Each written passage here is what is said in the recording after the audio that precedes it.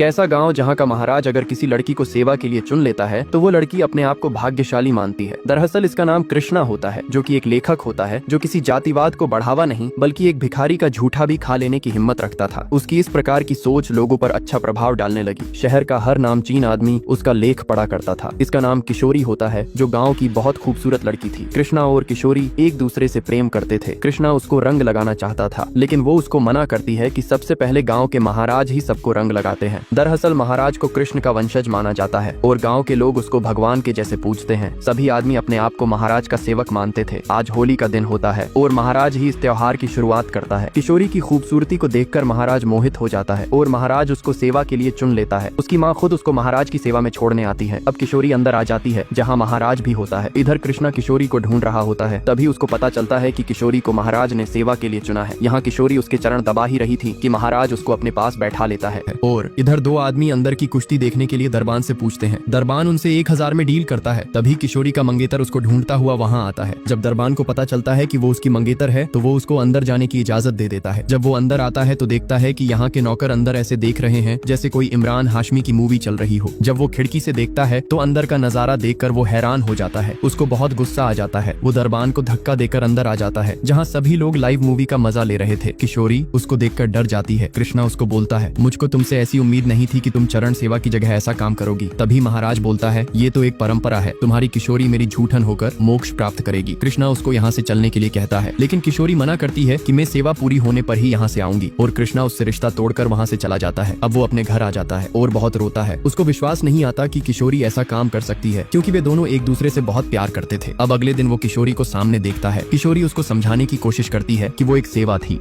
नसीब वालों को ऐसा मौका मिलता है। लेकिन कृष्णा एक सुलझा हुआ इंसान था जो धर्म के इस तरह के रीति रिवाज को मानने से इनकार करता है और बोलता है कि तुम उस महाराज के पास जाने से मना कर सकती थी, लेकिन तुमने ऐसा नहीं किया। वो उसको अपनी बात बोलती है, लेकिन कृष्णा उससे अपना रिश्ता हमेशा के लिए तोड़ देता है। यहाँ किशोरी महाराज को बताती है कि कृष्णा ने सगाई तोड़ दी है। महाराज बोलता है कि सब कुछ भगवान की मर्जी से होता है, तुम अब मेरे पास मेरी बन के रहो। अब किशोरी जैसे ही सोकर उठती है उसको पता चलता है कि महाराज आरती के लिए गए हैं, इसलिए वो जल्दी से सजने लगती है। यहाँ किशोरी दरवाजे पर महाराज के खड़ाऊ देखती है और उसको पता चलता है कि महाराज अंदर उसकी छोटी बहन के साथ है। वो तभी गुस्से में आती है और उसको वहाँ से बाहर भेजती है। उसको अब महाराज का असली रूप समझ आ गया था। वो बोलती है कि मैं तो आपको भगवान मानती थी, लेकिन आप तो सेवा के नाम पर अपना उल्लू सीधा करते हो। अब वो चली जाती है और अपनी बहन को भी साथ ले जाती है और उसको वहाँ जाने से मना करती है। अब उसको फील होता है कि जिस पर हक कृष्णा का था वो मैं उस महाराज को दे आई। वो अब पछताती है कि जो कृष्णा मुझसे प्यार करता था उसको मैंने खो दिया।